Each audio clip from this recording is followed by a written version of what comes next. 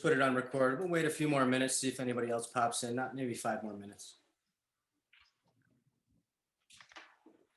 Thanks.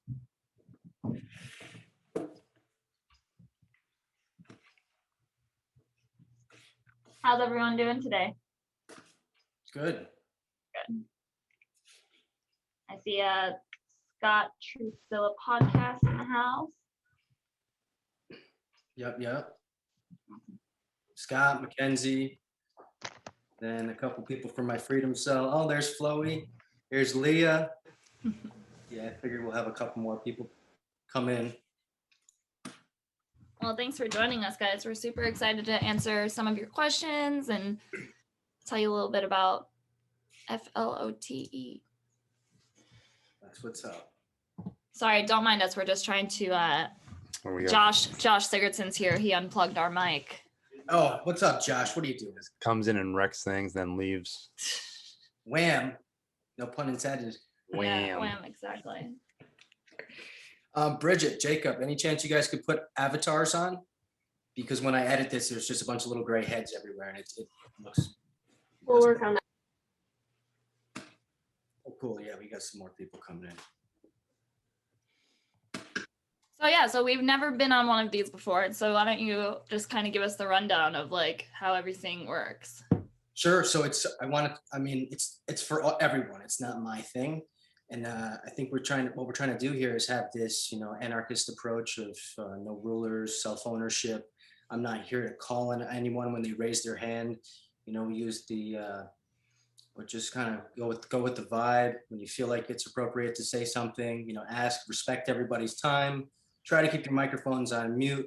It's definitely a different format, letting everybody have access to their microphone. But, I think that's sort of the narrative we're trying to achieve, not only in this group, but in society itself to fix it. So Yeah, I love that. So it's kind of like, you ever seen Union of the Unwanted? As a matter of fact, somebody, I think it was Scott, it might have been Scott, or somebody else just introduced me to what they're doing. Yeah, because Scott, you were just on it, weren't you? Yeah, he's on it quite a bit, I think. It's me, Pat.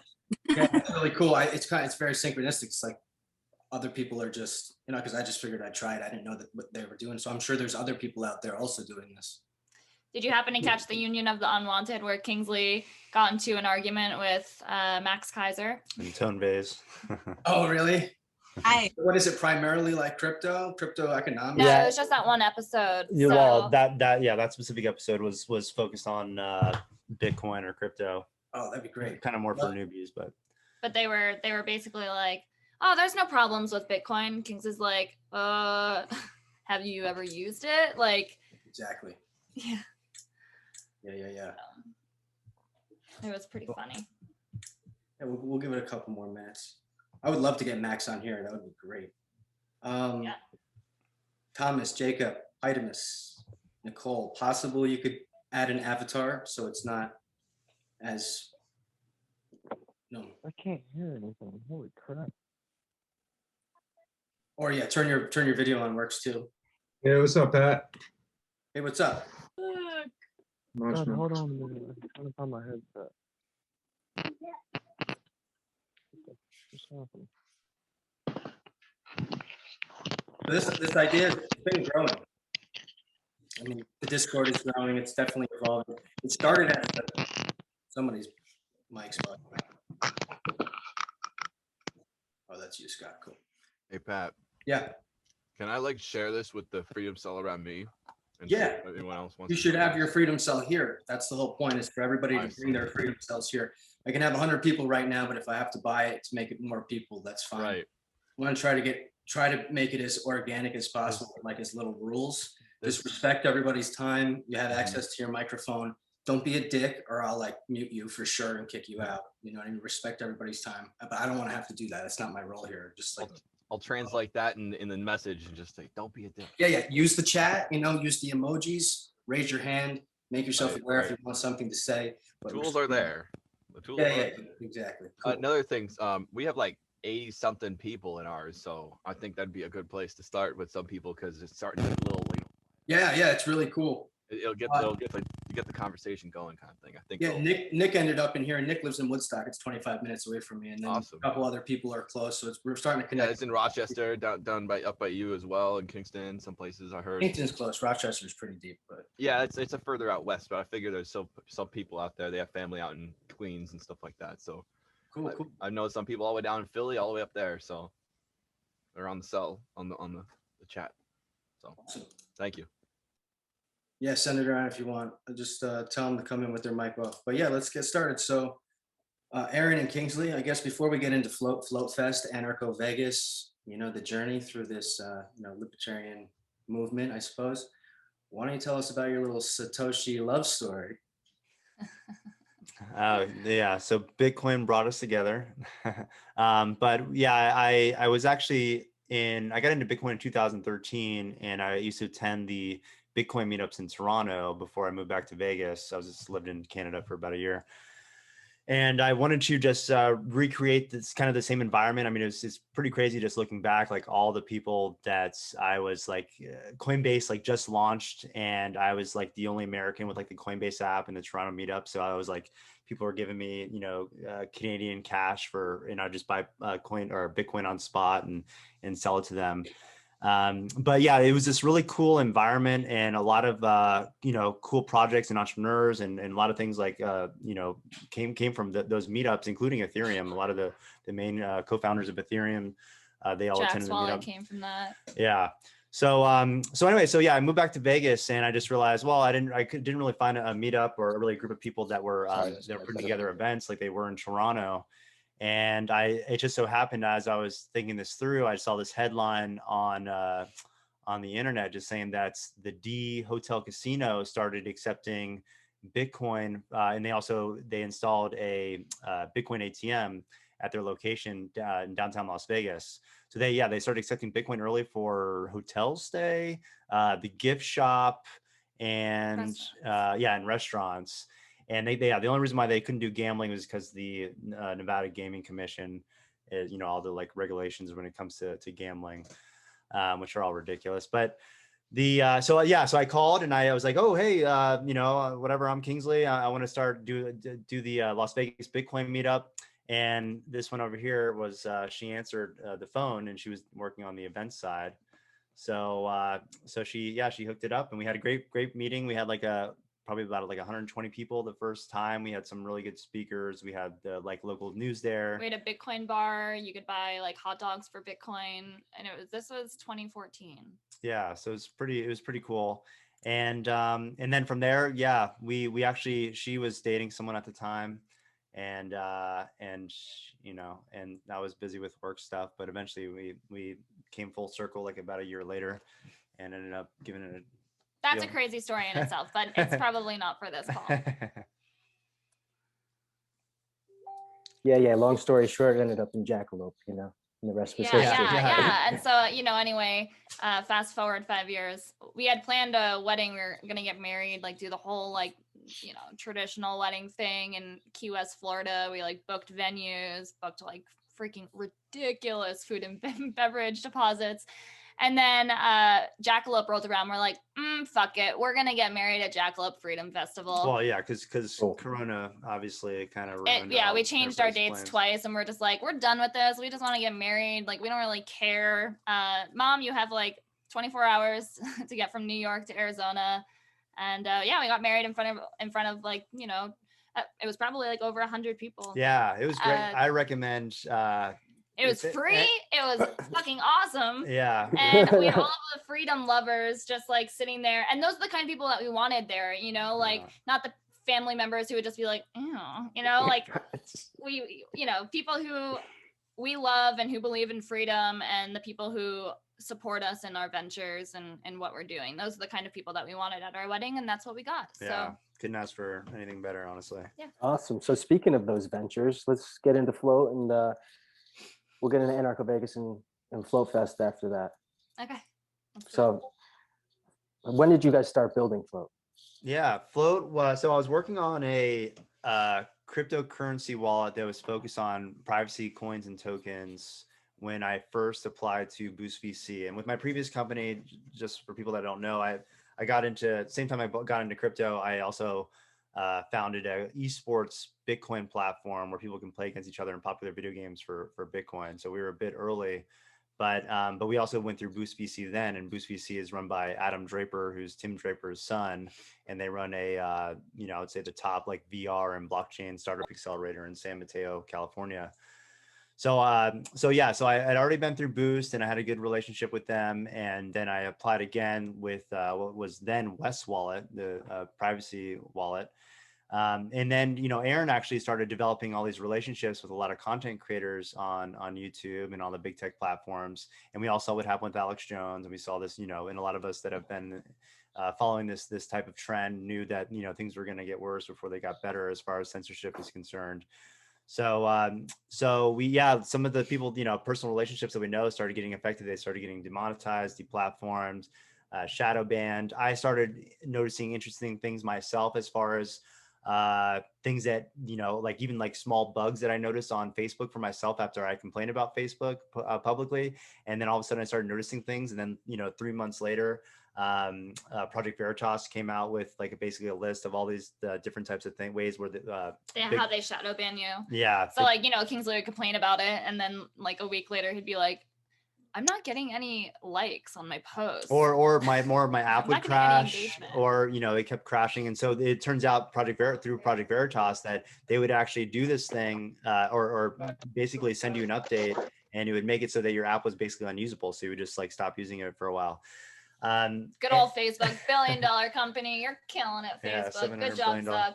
So and then also in 2018, I started looking at different types of decentralized social platforms, and I tried to kind of deplatform myself back then, but it was a little too early, and things were a little too a little too buggy, and the technology wasn't there. So I saw this as an opportunity not only to like do the right thing and support free speech online, and also, help our friends in developing a platform. But we also knew that there was this mega trend called cryptocurrency that was going to eventually run through another bull run, which we're experiencing right now. And that, the attack on free speech was also going to get worse too.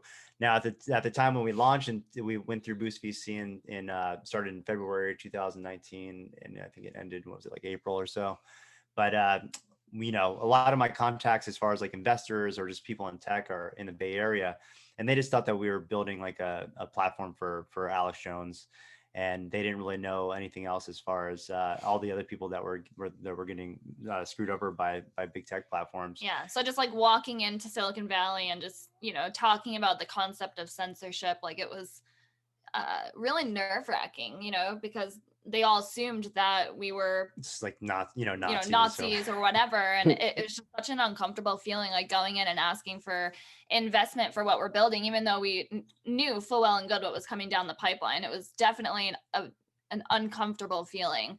And then a year or so later, 6 months to a year later, that's when all the blatant like online censorship really hit, and it seeped into like every industry. I mean, Tim Draper got kicked off of YouTube on a live stream for talking about cryptocurrency.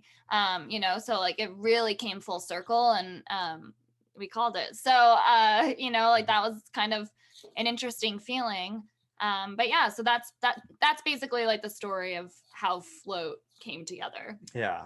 And the idea being that, we can support free speech, and, really it's like nothing that controversial. It's like, let's just rewind the clock about 4 or 5 years when all these big tech platforms were allowing us pretty much to communicate freely. I mean, there was a little bit of censorship here or there, but it was really on the edges.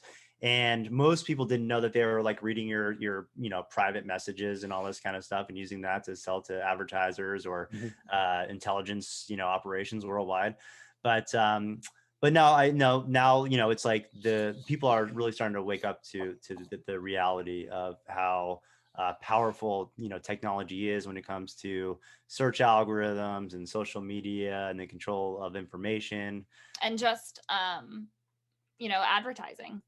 Yeah. And just, how they manipulate, people into buying ads and what they see and how they attract. And it's a mind game. They get to know who you are, what you buy, your habits online. And it's kind of like weaponized against you a little. And more creepy is just now it's becoming so obvious that they're listening to your mic, you know, when you're just around your phone and all of a sudden you see this ad, like whatever, you can talk about something You random. see all the TikToks like of women grabbing their boyfriend's phones and being like engagement rings, because you know it's like to get that to show up on their feeds, and it's like it's freaking people laugh at it, but it's terrifying. It's actually really fucking scary. Yeah. Well, speaking of privacy, we could touch back on that because I know the Flote Messenger is end-to-end encrypted, correct? Yes. Could you tell us some of the other attributes associated with Flote and what's on the roadmap? Yeah. So we have 256-bit encrypted messaging. So double that of Telegram. Telegram's not that secure if you don't know already, but I know a lot of people use it. But we're hoping to build, you know, a competitor to them and Signal in the future. But out of the gate, we launched in July 2019 with the Anarcho Vegas 2019. And we have, you know, every account, we have all the social networking stuff. Every account comes with a crypto wallet. Right now we support Bitcoin, BTC. We have, you know, ability to upload images, text, obviously video, audio, which is pretty unique. A lot of people still haven't really utilized that, but I think that's pretty cool. We have live streaming. We have super chats. A big part of us is like connecting people on the communication peer-to-peer and using encryption technology where necessary, but then also, you know, the underlying being the payment channels, peer-to-peer payment channels. So, you know, when you send someone a tip on YouTube, Google takes 30% of that tip, where Flote, we're just connecting people and payments. So the you know, the user gets 100% of the revenue that they generate on Flote.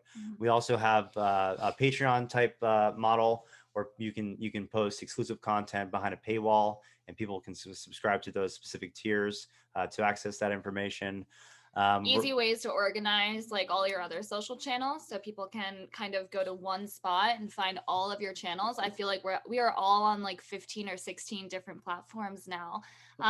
You know, so kind of putting all your links in one spot to just be the home of that content and be like, hey, like find my SoundCloud here. Hey, find my YouTube channel here. That's a feature that I really like on Flote. Yeah, she's talking about like, the social buttons that are found on your profiles, and you can just add them in your settings. And that's one of the things. We just want to be really just like a useful communication, broadcast and payments tool for people to communicate and really, you know, support free speech and free markets. And kind of funny enough, like we were just on a team meeting, and like really kind of the main vision is really creating this kind of anarchy online. And I think that free speech and free markets really encompasses that. What we're working on right now, we're working on You're just answering a lot of questions Sorry. that they're not asking. Sorry. Well, no, he said what's up on the roadmap. Sorry. Okay, sorry. I was like, wow, we're just speeding through right here. But yeah, I feel like I'm talking a little fast, but so yeah, right now on the roadmap, I mean, we're working on, we have Flote Market, which we're a bit late in launching. We're supposed to launch it last year, but we're really excited about launching it this year. And for people that know, that have been with us since the beginning, I mean, we started Flote with a 3 to 4 man team, and only until recently, now we're up to 19 or 20. Yeah. We built Flote with Congratulations, like $100,000, and maintaining it for like almost 2 years with such a shoestring budget was hard. But yeah, but we're finally in a good position. And I mean, 2021 is Flote's year for sure. Yeah, we just announced. Oh, sorry, go ahead. To touch on the economics of Flote, to be clear with everyone, it's strictly Bitcoin, correct? Currently. It is right now. We're adding other cryptocurrencies, including our own native token that we're going to be coming out more publicly about here soon. I was actually going to get to that because I was going to talk about, you just had a very successful fundraising where you raised $2.5 million in your first round. Congratulations. Thank you. Did that come in Bitcoin, or was that US dollars, or is that private? I'm turning it into Bitcoin. We're going with the old Elon Musk MicroStrategies, investment strategy. But good man. I think, it's funny because with my previous company, we got 300 Bitcoin from Tim Draper in 2015 when Bitcoin was like $200. Now, if I was a more intelligent man, I would have just like worked at Wendy's for the next 5 years, and then just kept that Bitcoin. Some of the people, the other people in the class, they ended up doing that. But no, we had to use it for our business. But yeah, it was pretty cool actually, just like because it was Tim Draper, like it was all like, venture capitalists, investment documents, and all the all these the stock purchase agreements and everything. And then on the bottom it had like the Bitcoin transaction ID, which I think is pretty cool. So I still have those documents. Very cool. Yeah, I was actually going to ask you if you plan to incorporate other currencies or use an ERC-20 to do another, crowdfunding for Ethereum, have your own float token, or, what would you do that? What the use case would be for that token? Yeah. So, one of the interesting things that we're going through right now is, well, first of all, ETH is becoming, just the network in general is more congested, higher fees. So now there are some like second layer solutions that we can take advantage of to have cheaper fees and faster transactions. But we are also like I'm probably gonna hop on a team call today to discuss about the future of Polkadot. Because I think Polkadot is pretty interesting. I've obviously like read up on it quite a bit over the years, but there's so much going on now in the crypto space. It's really hard to keep up. So right now we're considering a basic ERC-20 Ethereum token. But I'm also interested in, kind of seeing that maybe Polkadot would be more future proof. And I know they're all about interoperability as well. So, and that's really a big focus of us. Yeah. And as far as utility, so we have another feature that's going to come down the pipeline in 2021 is Flote Merchant, where merchants will have like a profile on Flote where they can buy and sell their products for just cryptocurrencies, including Flote token. We actually have a deal now with a very popular sandwich shop that has over 100 locations in the United States that will accept Flote token for their sandwiches in store and online. So that is one use case that gives our token utility, as well as just tipping on the platform, exchanging Flote token for ad revenue. What am I missing? Or advertisement space. Just sending payments. I mean, just all kind of general things that you do. And as a user, you'll be able to like opt in or opt out of what other, the idea being that you can set a preferred send and receive throughout your wallet, or what things you will accept, what you won't. And so Flote token will be a big part of that. And if we go along with the ERC-20, we can do off-chain transactions. Another part is also rewards. For content creators or just users in general on our platform. So kind of mimicking what Bitcoin does as far as Bitcoin mining, but imagine mining cryptocurrency by the content that you contribute to the network. And based on the engagement that you get on that, you basically get rewarded and incentivized based on that. So kind of similar to like some of the other social tokens out there, but our focus is really giving all the rewards to the content creator versus also the people that are engaging in the content. Because I feel like if the content is good, then we shouldn't have to incentivize people to engage with it. Yeah. So like watching a video, for instance, we don't want to pay you to watch a video, but we want to pay the content creator for providing that video. Very cool. I think Polkadot would be a good option. Obviously, they have to deliver first. I do study Ethereum every single day. Layer 2 solutions like Loopring allow you to have, off-chain very small transaction fees, like 0.25% for theirs, and there's no gas fee, which is very important. Optimism is coming in March, optimistic rollups, so that might help also. But I think layer 2 solutions for Ethereum are right around the corner, most definitely. I wouldn't be surprised if Uniswap comes out with a layer 2 solution tomorrow or something, what I mean? Yeah. It's like right around the corner. But to touch on the crypto wallet specifically, because I've used the Bitcoin wallet in Flote, which is awesome. I mean, it basically makes it, I think it's like the most user-friendly way to use Bitcoin that exists. But as far as private keys and like the ledger, or do you have like a back-end exchange? How do you keep, who has the private keys to that wallet? So that's something we're actually working on right now, is turning Flote wallet into a non-custodial wallet, so users will be able to control the keys. That's something we really wanted to launch with right from the get-go. Unfortunately, that didn't really happen, just because we had to pump it out so fast. So now we're kind of going back and we're making sure everything is good. We're anticipating the wallet to be non-custodial. I'm hoping by mid-March to end of March. Yeah, we're almost there. We're testing it right now. So and then after we move to non-custodial, we'll be adding other cryptocurrencies to there too. Wow. But yeah, we that was one thing too, is we wanted to just make crypto useful, and it's pretty cool to see all of our users, because we have quite a few users that have never, used crypto before in their life, or and so just like sending them like a $5 tip, and then they're like, oh well, now I have some Bitcoin. Now a lot of them too, they may have forgotten that they've gotten some tips, or people that have subscribed to them previously, and they're like, oh whoa, now I have like hundreds of dollars in Bitcoin. This is pretty Leah Thompson, Yeah. Girl Gone Crypto, she Cool. posted that someone gave her a $50 tip like last spring or something, and she checked her wallet and it was like over like I think like $750 or something like Nice. that, and she's like, oh, that was a nice surprise. Yeah, I know all that Bitcoin dust has become diamonds. Yeah. It really has. Great. Yeah. Well, if does anybody else have any questions for these two awesome entrepreneurs? Open it up. Hi guys. Hey. And I don't know if we actually met at Acapulco, but we were definitely there at the same years. And I feel like I've said that to all of our speakers so far. But anyways, thanks for coming on to the Speakeasy. I wanted to chat about the amazing events that you guys have put on. I mean, the float itself is just one part of what y'all are doing. And I was wondering if Anarcho Vegas, it has transformed into Float Fest, or are those two separate things? And if you just want to tell people about your event planning, that'd be awesome. Yeah. So thanks for your question. So so for the last 2 years, Kingsley, myself, and our business partner, Yakov Markel, actually threw Anarcho Vegas, which was awesome. The first conference actually you went to, Pat, and it was such a pleasure to have you, and it was wildly successful.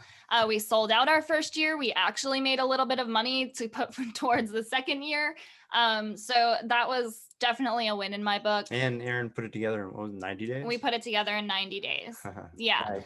So that was awesome. And then the second year was going to be even bigger and better, and COVID ruined it. And unfortunately, the government mandates basically, constricted us to only 45 people in a room, and we had 45 speakers. So that would not work. We did not want to do a virtual event. And they were going to be, they would have security to make sure that everyone like had masks on, and we're like, we're not doing listen, this. we know this community. You guys, you guys are going to ruin our relationship with the casinos in Vegas, and which so we're just like, forget it. Yeah, like you're gonna get a lot of middle fingers in the face. Like it's not gonna work. They're gonna kick us out of here anyway, so might as well do something else. Yeah. So, but we actually did throw like a house party, and so we still had like 30 or 40 people come, which was great. We had some speakers. Lynn Olbert came. We did a free Ross fundraiser, raised a little bit of money for her, which we always do every year. And so that was a blast, Yeah, we did like a hiking trip. It was like more of like a meetup. We did hiking. We did a pool party. We did a cookout. Yeah. But it was a lot of fun. I mean, it's always a good time when you get together with good friends. And then so Float Fest, we've always kind of teased with each other like, oh, that's something that we really wanted to do. And then we went to Pork Fest, and Pork Fest kind of changed everything for me. I was just like, I don't ever want to throw a traditional conference ever again, because I just love the outdoor model so much. I love the freedom, like the fact that there is it's actual like anarchy in action, like people just show up and they just cook and they vend, and it's like I don't have to take any booth fees, like I don't have to pay off, it's just the best. So anyway, so we went there, we went to Jackalope, and I just kind of fell even deeper in love, and I'm like, that's it, like I'm gonna figure out how to do a Float Fest in 2021. I feel like I manifested it because a friend of mine actually messaged me, and she's like, hey, we just purchased 110 acres of private property in Texas. If you ever want to do anything on it, let me know. And I was just like, this is it. So that's how Float Fest kind of came about. Again, we planned it in like a 90, actually almost, it was 60 days. Yeah. So this event was planned in 60 days. I'm getting really good at this, guys. It's going to be so much fun. So our two headliners is Del Bigtree and Sam Tripoli. So Del is going to come and he's going to do a speech. He's also going to be the celebrity judge for the Soapbox Idol that we have, which is, I don't know if you guys know what Soapbox Idol is, but it's basically where you just stand up and you give like a short rant about any topic that you want, and whoever rant is the best, the celebrity judges have to like judge your rant, and you know, you get a prize. So that's gonna be really fun. And then he's gonna just hang out for a little while and have some great conversations. He's also bringing some other comedians from the Oh, Austin area. well, no, that was Del no, Bigtree. Del Bigtree, sorry, And then yeah. Sam Tripoli has actually agreed to come and do live stand-up. So right now, I feel like all the comedians are kind of just exhausted and they're dying to do a show. So we reached out to Sam and we were like, hey, just come make us laugh at Flote Fest. We'll give you a 2-hour set.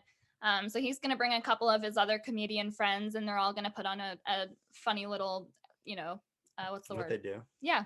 Just a show for us. It's going to be awesome. And he's actually going to camp and hang out with everybody for like at least 2.5 days. So if you've ever wanted to kind of chill with Sam Tripoli, talk conspiracies, this is the event for you. It's free to come.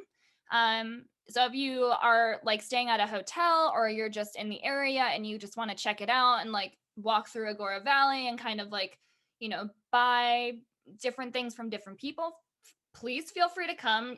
If you want to camp, it is $100. Just that covers your 4 days. So it's $100 per vehicle, not per person. So it'll be $100 whether you're in a 40-foot RV or $100 if you are in a smart car. It doesn't matter. So we thought that was going to be something that's really fun. We do have a VIP package available, which gets you access to our Anarchapulco watch party, like front row seating to that. So that's going to be happening for the 4 days of the event. Is just like an Anarchapulco live stream. I know a lot of people don't want to travel down to Mexico right now. And so if they don't, then you can come to Flote Fest and have like an Anarchapulco-like experience, minus the beach. I know, guys, the beach is the best part of Anarchapulco, but you're going to have to settle for a lake on Central Texas property, and the people. Yeah, so it's just going to be so much fun. We have a bunch of things for kids too. So it is a family friendly event. We're going to have like a Tuttle Twins reading nook. So different people from the community are going to read like children's books about entrepreneurship, you know, like the golden rule. There's even like a book about the Fed, like a children's book about the Fed. So we're going to read that, of course. We're going to have kickball, dodgeball, super soaker tournaments, potato sacks, 3-legged races. Yeah, it's gonna be like field day. It's gonna be so much fun. I'm so excited. And there's something for everybody. So if you guys have merchandise that you want to sell, if you have a workshop that you want to throw, or just something that you want to teach, if you're a crypto trader and you want to teach people how to gain, you know, financial freedom, and you know, come teach a crypto trading seminar.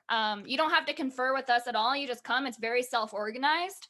We'll help you promote it, of course. But yeah, I don't really know what else to say, except it's March 8th to the 12th. 12th is loadout day, and it is in Gause, Texas. Yeah, it's 90 minutes northeast of Austin, I think, and about like 2 to 3 hours from every major city. It's pretty central from every major city in Texas. So yeah. Really excited. I think, yeah, it's going to be a lot of fun. Yeah, Tatiana Moroz is coming to do a live performance. So if you know Tatiana, that's going to be fun. So yeah. Oh, hold on 1 second. My dog Satoshi is taking things out of my closet and chewing on them. So give me 1 second. Well, that was a perfect sales pitch for me to come. And I've been thinking about it for, you know, ever since you guys announced it. And I'm trying to rally the crew, my Oregon crew that's on this call. You know who you are. We're trying to rally and to come from the Pacific Northwest. So anyways, that sounds amazing. I love the Freedom Festival vibe. My whole world shifted when I went to the Rainbow Gathering for the first time. Our friend Kenny's really into that, and he convinced me, and it was epic. So it's really similar. I mean, very similar. You can vend whatever you want, teach whatever you want, and magic just happens. It's spontaneous magic. So I'm really stoked for you guys that you just landed that next headliner. Wow, congrats. Lots of million funding to Del Bigtree. You guys got a lot going on. So what aren't you, I guess is the question. What aren't we doing? It's a good question. I don't know. We're trying to get better at saying no to things, but We're not good at that because we're just excited and like we want to build all the things and like we love doing podcasts like these because we love like talking to everybody, you know, because everyone's either a user or a potential user, you know, and so like that's why we're building Flote, is not for us, you know, but for our community, because we really do want to provide a service and connect people the way that people were connected 5 years ago on social media. You know, and building a community is not just an online thing, it is an in-person thing too. And I think especially this year, with everything that happened in 2020 with this pandemic, I really feel like we all need to sit around a campfire and just connect. Get off social media. You know, it's funny because I like we talk about this all the time. Like we're two social media founders, like begging people to get off social media for like 4 days, you know, but at the end of the day, like there is internet there. So yeah, there is internet. So keep in mind, but you know, we all know that being online is not super healthy for all of us. And I can't even tell you like what camping at PorcFest did for both of us. It was so helpful, even though we had a lot of notifications and a lot of emails when we got back. It's the best thing for you. And if we can all come together and do it together, I just feel like it's just unstoppable. We're going to be unstoppable. Yeah. So come on down and take your shoes off and, you know, run in the grass and I don't know. Yeah. Touch a tree or something. Touch a tree. Get under the sun. Touch a tree. Come to Flote Fest. We can get intimate and hug trees. It's all right. That's there what you we do. go. Oh, okay. I love it. And Chef Kenny actually reached out and said he is considering coming. So if you want to just cool. send him a message and you know, I'll do the same. I'm definitely going to encourage. He was the one who fed our entire our whole wedding at Jackalope. So like we have a soft spot for Chef Kenny. Yeah, absolutely. He's down the street from we did a free hugs event the other day at our most like bougie grocery store. I actually was late, so I said we, but I didn't make it. I was late, unfortunately. And he's awesome. That. I'm going to try to convince him to caravan with me. I'm sure it won't be. I had another question about Flote Fest, but it skipped my mind. Oh, just confirming for the entrepreneurs, those that can't get away for 4 days, there is internet, you said, like stable, like we can hook up, you know, there's streams. no Wi-Fi, but it is an LTE connection. Yeah, 4G. And if you do need like an internet connection, there's a Holiday Inn Express right down the road, 15 minutes away. Perfect. Just to clarify those that are wondering. Cool. Yeah, thanks, guys. Oh yeah, no problem. And yeah, just to let people know, so if you want to camp with us, you can do that. Yeah, like Erin mentioned, 15-20 minutes away, there's multiple hotel accommodations. There's a Holiday Inn Express and there's a Budgetel. Yeah. Now the Budgetel looks maybe deceiving, folks, but Kingsley and I stayed there actually in November, and it wasn't too shabby. Yeah. It's got a shower, it's got a bed, it's got everything you need. But yeah, you can bring a tent, you can sleep in your car, you can try to find someone else that maybe has an RV, or you can rent an RV or bring yours down. There's also the site outdoorsy.com that we find very useful, and they'll actually deliver the RV right there. Set it up for you, or even and then pick it up even after a van you're done. too, right? Like yeah. So they do camper vans, they do like Class A, Class B, Class C's. You know, fifth wheels, travel trailers. It's reasonably priced too. It's about the price or even cheaper than a hotel. Oh, we got here's a question. When's the festival's happening? March 8th through the 11th, and then loadout is the 12th. Yep. So as far as I know, the schedule is as follows. Don't have anything scheduled for the 8th. I think the 8th is just going to be super low key. Maybe a couple of kids events. I'm not positive yet. Maybe actually we'll do the adult dodgeball tournament. That would be fun. I think we're having some sort of big. There's going to be a lot of vendors as far as like you know, just food and coffee. I know we'll at least have coffee. one. We have crystals. We have like an orthopedic surgeon coming. So if you've got any weird spots on your body that you need them to take a look at, feel free. There's going to be like a communications and linguistics workshop. I'm hoping someone will do yoga. So where am I? Oh, okay. So anyway, back to the schedule. So that's the 8th. The 9th is going to be like our speaker day. So like Flote speakers, plus the Anarchapulco watch party. That's going to go from the 8th to the 12th. But the 9th is the Flote speaker aspect. And then that's going to be the day that Del Bigtree speaks. We also have Mirror One coming. So Mirror One is going to be live painting, along with another person who's actually coming to do live painting also. So that's going to be really fun. Soapbox Idol is going to be on the 9th. And then probably just a fun little jam session around the campfire. So if you're a musician and you play guitar, you love to sing, come on down, folks. King and I sing a sick rendition of Zombie by the Cranberries. So maybe we'll bust that one out for y'all. The 10th is going to be a performance by Tatiana Moroz and Sam Tripoli, his live stand-up. The 11th, not sure yet. And the 12th, again, is loadout day around noon. So that's the loose schedule of events. So yeah, and if anybody like Erin mentioned, anybody that wants to come and wants to propose something, I mean, we're all ears. We're open. Anyone want to get married? Anyone want to get married at Flote Fest? Let's do it. So what day are we all crashing Alex Jones's house? Yeah, right. Yeah, well, we can do that on the 12th after we're out of there. We've also discussed, like, we have a firearms instructor coming.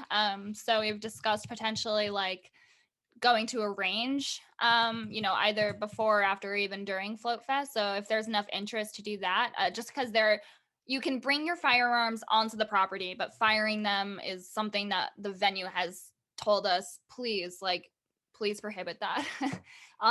It's just because there's going to be so many people and kids and livestock around, so they just don't want anyone discharging weapons on the property. So if you are interested in a range day, let us know so we can go ahead and get that organized.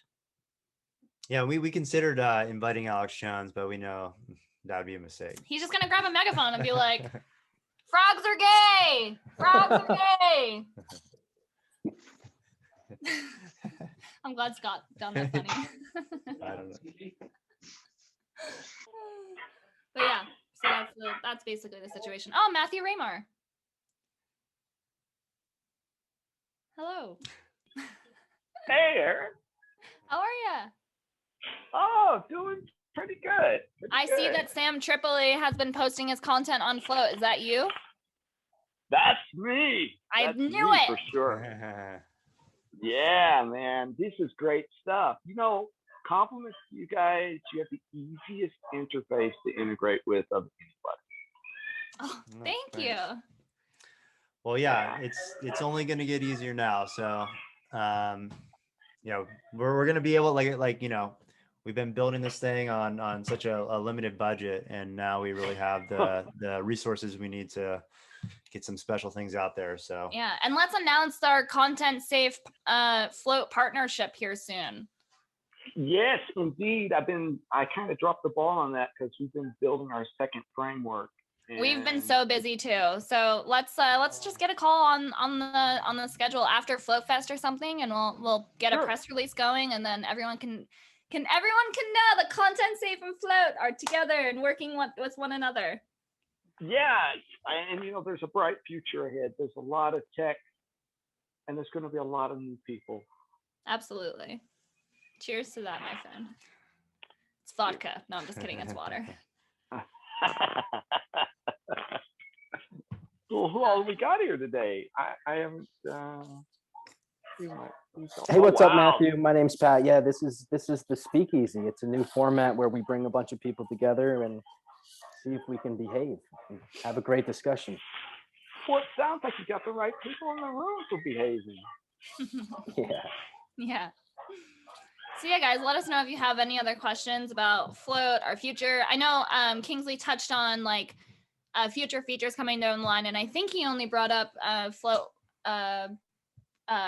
Market and Flote Merchant, but we have so many more features that we're planning on. We're talking to existing wallets sorry, I have to burp.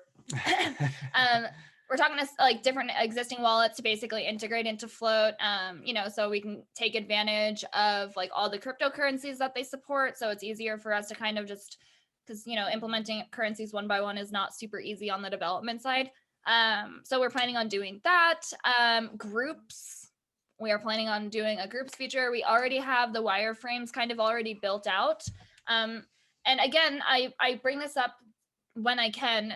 We're building this for y'all. So if you guys are on Minds and you're like, or on MeWe and you see something that sucks about their group's Or interface, that you like, yeah. or that you like, let a girl know, you know, like slide in my DMs, hit me up on email and let me know like what you guys want to see in your group's feature. This is your platform just as much as it is ours. So yeah, we have groups, group chat coming.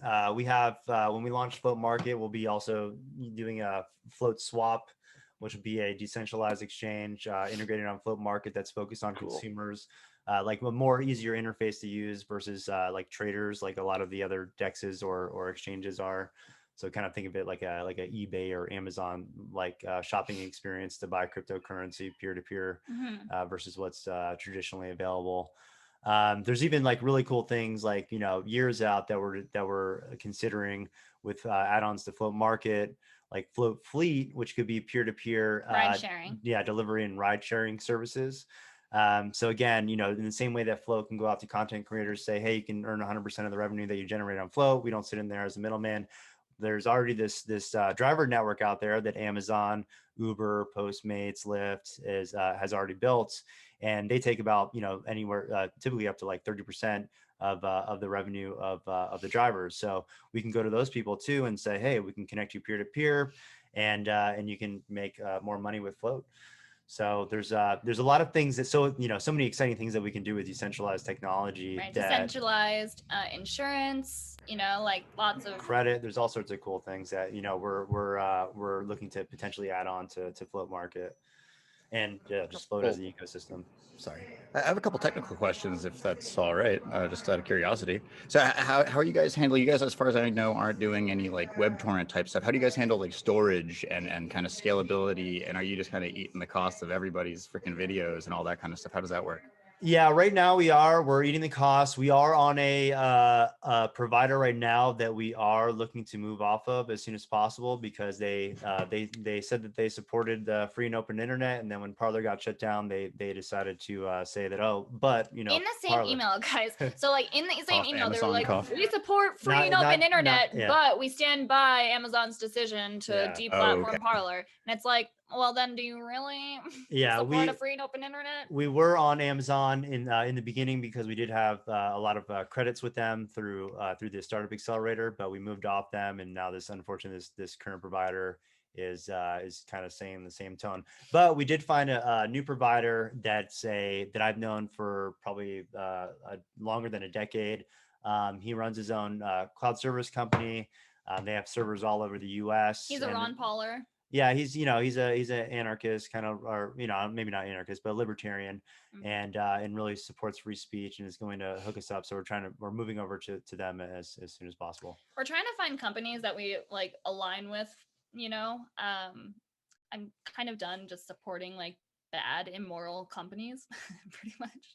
Yeah, and I think that's like where that's kind of cool.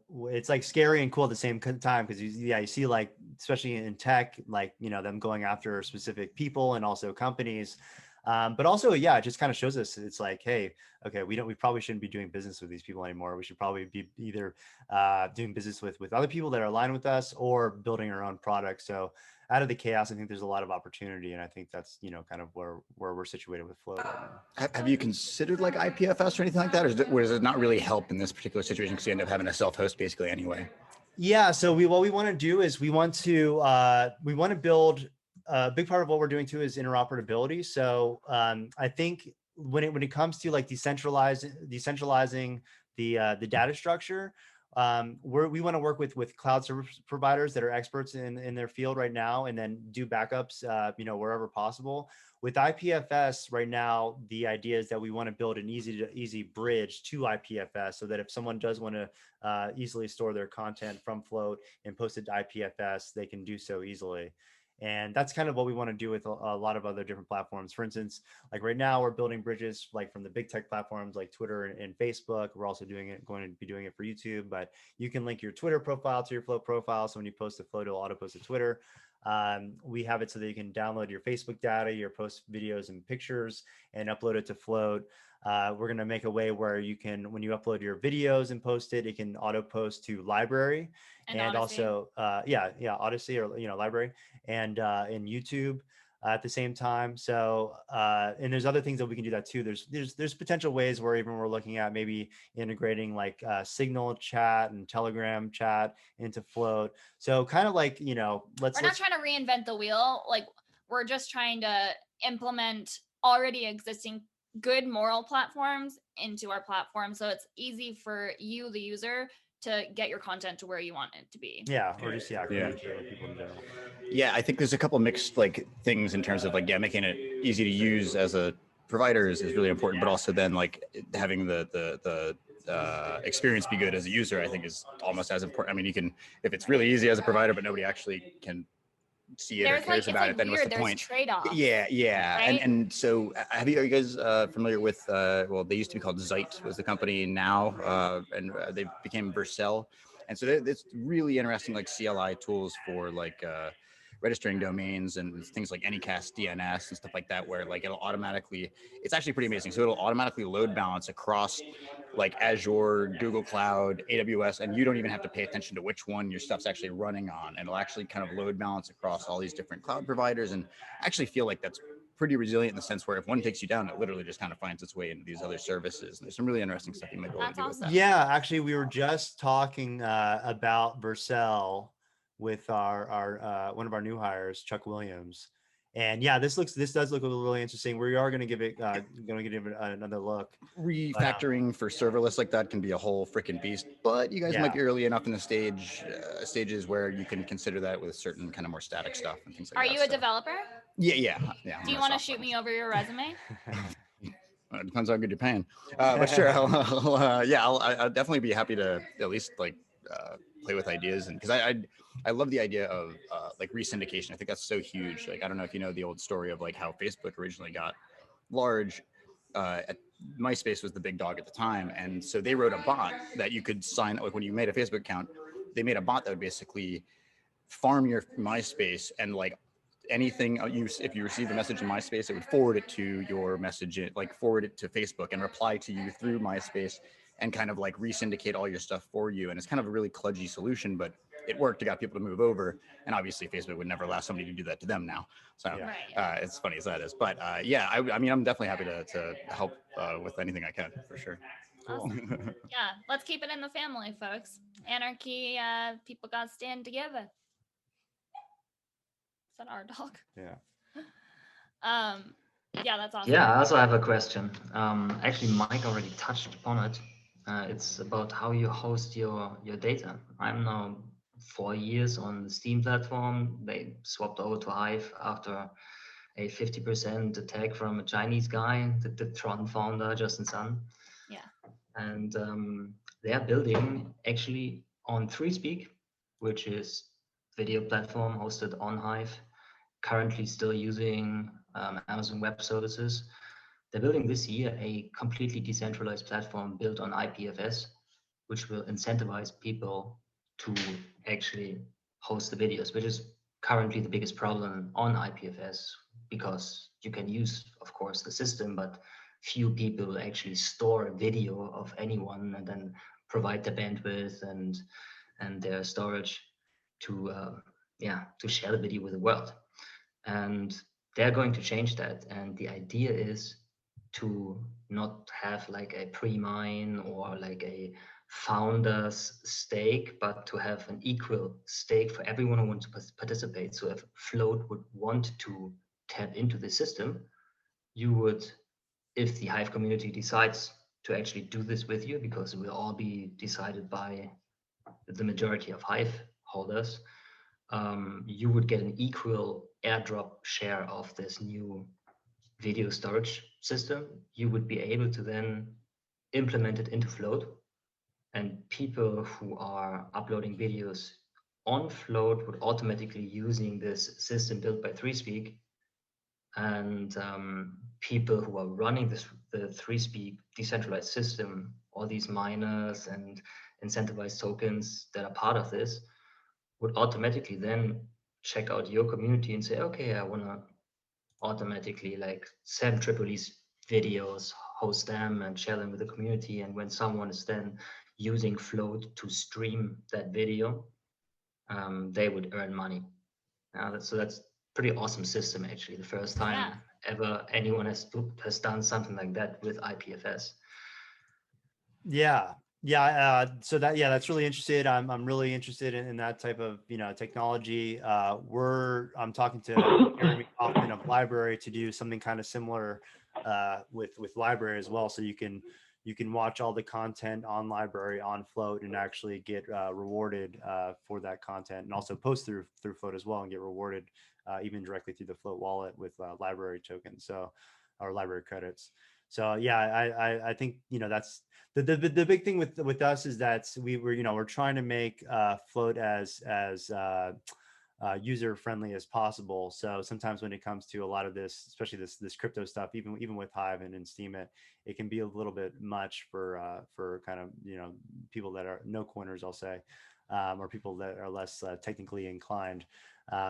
But yeah, I would love to kind of look more into that. And we talk with Ernie Hancock a lot, or I'm not sure if you know, but he every other word out of Ernie Hancock's mouth is IPFS. IPFS. Yeah.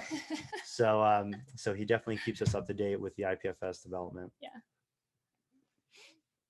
But thank you for bringing that to us. Definitely something we're looking at. Do you want to talk about the Flote factory? Okay. Yeah, sure. So, this is kind of a separate item, but it's integrating Flote technology. Is we have another team that's simultaneously working on a video game and VR experience that will bring Flote login, Flote chat, ways to connect with people in this video game experience. So you can kind of think of it almost like a Decentraland. We can also push advertisements that are on Flote into this virtual environment as well. So what they're coming up with, like different types of like social environments in this video game that also have the VR component. If you wanted, it can be both PC or VR. They're building like mini games as well. And this is kind of what my previous company did before we got acquired, where we were doing skill-based environments so people can play against each other, like I mentioned in video games, and play for like NFTs or our tokens or whatever. There's potentials that we can create decentralized casinos, all sorts of kind of cool things and unique elements that we can bring to these virtual environments. So that'll give Flote token utility as well. Yeah. And yeah, we should have actually that like a kind of a beta release available, I believe, to the public in probably Q3 of this year. So that's really exciting as well. There might be the opportunity. We're still kind of going through the tokenomics or exactly how everything will work in the game environment, but kind of similar to like Decentraland, where maybe you can even open up your own shop. One cool thing that we also have with the partner that we're working with is that he has already some real life brands that relationships. Relationships with brands. And so, for instance, he has relationships with like a glasses company. So Gunner Optics. He's working on where you can buy the glasses in real life, and then there'll be an NFT that's associated with those glasses, so that you can open up the game and then bring these glasses to your avatar in the game environment, which I think is really cool, because we can really broadcast, or we can really leverage these relationships and get more and more people on, and it adds like an extra value, especially now like the NFTs are kind of blowing up, so it adds this extra value of buying something in real life and bringing it over to this virtual environment. So pretty cool stuff. And we have some videos and stuff like that we can start sharing soon to keep people up to date on that development. Yeah. So imagine you can put up a speakeasy billboard in a decentralized VR environment, and I just think that's like the coolest thing. I'm so excited for that. This is our cat, Kitty Gaga. It's one of our cats. We have 3.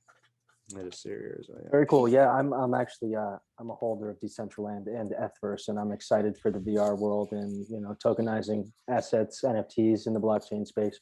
So that's really cool that you're doing this. You got your hands everywhere. It's amazing. I'm really excited. Yeah, that's a separate team that's working on it. But we work. They're local here actually, and we're actually going to be sharing a office space here soon. Since you're a Decentraland user, I was actually surprised, because I tried Decentraland for the first time just really a couple months ago, but I've been following the development, and it seemed like Decentraland, at least as a video game, it was very, very clunky. Is that what you find too, or? I actually don't even play the game. Okay, so I yeah, just you're own, just, I own the token. I like what they're doing. I think it has a lot of potential. yeah, yeah, And same here. I think they have the first mover advantage, and then there's Ipfs behind them. And I really don't know if any others that are tokenizing assets inside of VR right now. Yeah, I'm not a video game player, you know what I mean? yeah, But I see the opportunity there as far as an investment opportunity, and I like what they're doing. And if they don't get it right, you know what I mean? Maybe they'll be the MySpace to whoever gets it right next. But yeah. at least Yeah, they're doing I well. think there's going to be a bunch of these different types of games that pop out, and I think that's because I do come from like a video game esports background, and I think that's one of the things that really stands out as far as, you know, all these video games, they have their like own in-game currency that they have real no value outside of the game. Although even, you know, we look at like World of Warcraft back in the day, and they were doing gold mining, and they actually had like, you know, poor kids in China that they were getting, well, I mean, maybe not poor kids. They were farming gold, you know, for people playing video games and making, you know, some money at least. Exactly. So I think cryptocurrency, it's, you know, another place that it's just like a big disruptor is in the video game industry. You know, I think I left the whole video game space because I realized it was just consuming so much of my time and there was no reward. I mean, this was like before people even talked online, you know, and on headsets. Yep. Yeah. But now if you tokenize items inside of video games and then you're incentivized to earn these items and they're worth something, that might be a different story. You know, kids would never leave their house. You know? Exactly. I think Jacob's had his hand up for quite a while. You want to jump in, Jacob? No. Oh, hello. Can you hear me? Yeah. Yep. Hello. There we go. Sorry, I had my mic muted on my phone too. Yeah, I do come from, I'm rather new to the whole crypto world. I got introduced to it about 2 or 3 years ago, but didn't really put anything into it. And just recently been paying attention to it. And, you know, got a lot of questions regarding the whole Ethereum and Bitcoin change and the ETH 2.0 stuff. But just what you were just talking on, you know, within the past few weeks, I mean, my life has been going crazy because I've been up and down just studying this stuff. But I play a lot of video games, and how I got involved with this specifically recently was I started a subscription with a cloud-based gaming service called Shadow that allows you, you know, just basically to have a powerful gaming PC. And actually, me and my buddy he's in here too, we're actually, you know, cloud mining Bitcoin right now through NiceHash. And, you know, so it just really sparked my interest into the whole mining thing and how this whole situation is playing out. And it got me interested into video games as well. Speaking, you know, exactly on World of Warcraft, I actually play that, and, you know, Burning Crusade is re-releasing. And what you were talking about with the VR world, as far as that goes, I would just want to say that and with this whole idea of doing this thing, you would really limit your audience because not everyone has access to that. If you could move it into mobile or cross-platform, I believe that is the next generation of all video games that are going to really launch into the future, especially with some kind of token that can be translated out into the real world, especially, you know, with all of this stuff that's exploding right now. But anyways. Yeah, no, I completely agree when it comes to VR, and yeah, ours will be both PC and VR. But yeah, because VR, you know, there's more and more VR games that are coming online, but yeah, still most people, you know, it's inaccessible, and a lot of people, you know, including myself, like I've had a bunch of different VR or headsets over the years, and I still just don't find the time to really put it on and really get into it. Although there's some cool games that are coming out now that I kind of want to give a try just for, you know, testing purposes. If you really want a heightened VR experience, you should take mushrooms and then have your husband put a VR headset on you. That's fun. That's definitely. I mean, that definitely is a great world, but imagine something like an avatar-based simulation where, you know, it's like Roblox that all the kids are playing right now. Or I have, you know, 4 kids and they play Roblox and watch other kids that play Roblox, and it's just a virtual simulation of exactly what adults are doing now, what you guys are doing. It's content creators that build all of these, you know, crazy little mini games that they just go into and play different ones every day, all day.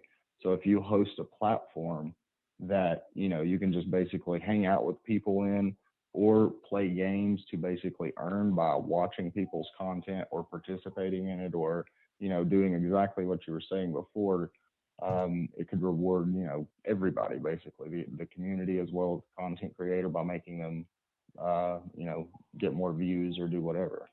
Yeah.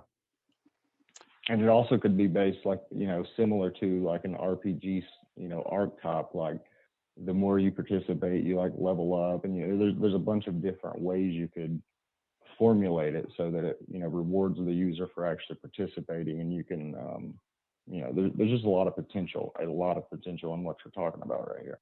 Jacob, let's talk, because you just sound like you have like just good ideas, and maybe we can even like work together somehow on pick your brain. Yeah. Well, I would gladly talk with you guys and give any ideas. I'm currently trying to just come up with any ideas I can get into this field of, because I'm deeply interested in it, and I've been into technology for a long time, and just I had no idea that this stuff was even in development, and that's what I'm telling all my friends is like, either you know about this stuff or you don't know about this stuff. Well, and it's an so funny 'cause incredible I saw market your right message. now.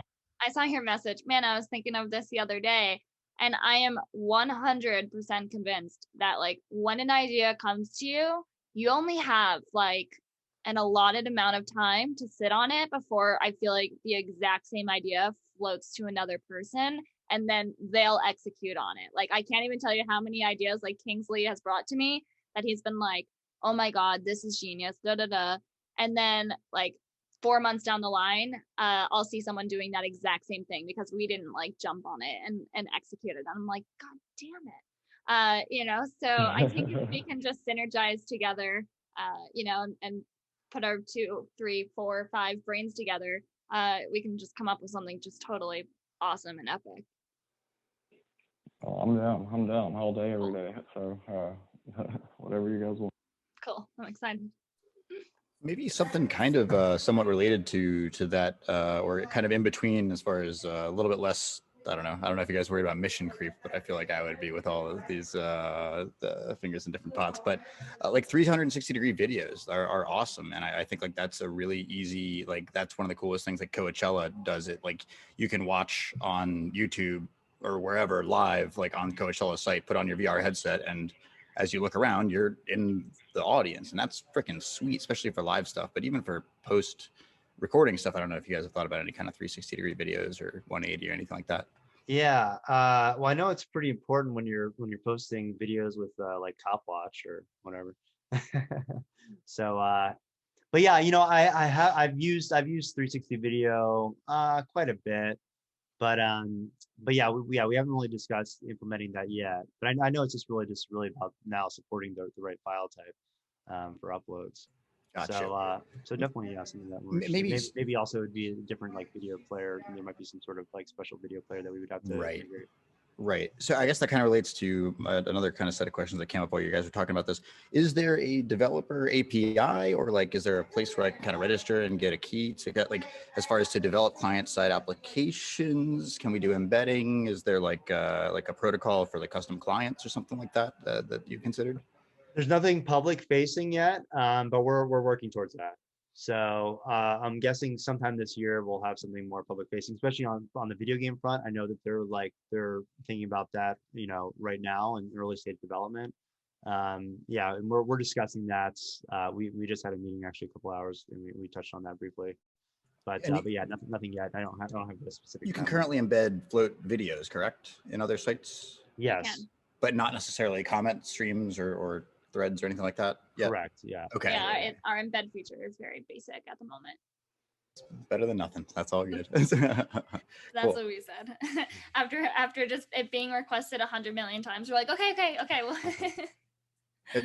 Have you considered custom clients or allowing people to like kind of create their own way to interface with it? Like yeah, whether it's an Android app or whatever, or desktop, honestly, or whoever. Yeah, we would love that. We would love that. So it's just a matter of time. I know with our it's just a matter of time, honestly. APIs are hard because whatever decisions you make, you have to live with for a long time. So it's totally understandable. Yeah. Well, also we're going through a little bit of a transition as far as team growth in general, but also we had one CTO that left the company in December, and so we're just getting everybody, like, the rest of the team and the growing dev team kind of caught up in building now, with our current platform. So, and we're going to be, we're adding like a new dev basically almost every week. So, yeah, we're just going through the struggles right now, a little bit of technical debt and, things that, you get it. Yeah. Oh, Well, yeah. I got a quick question. I guess it's coming from more of like a user standpoint. So I'm working on this Discord and I'm posting links if I post them for YouTube versus BitChute versus Flote. There's no thumbnail for Flote. It's not as attractive as BitChute, and BitChute's not as attractive as YouTube.